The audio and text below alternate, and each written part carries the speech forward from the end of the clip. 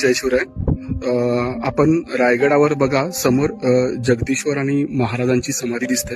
याच्या पाठीमागे जे वाडे होते ज्या या बाजूला आपल्याला दिसत होते, जे आतापर्यंत मातीत गाडलेले होते, तर त्याचं उत्खनन केलेलं आहे अगदी सुंदर प्रकारे.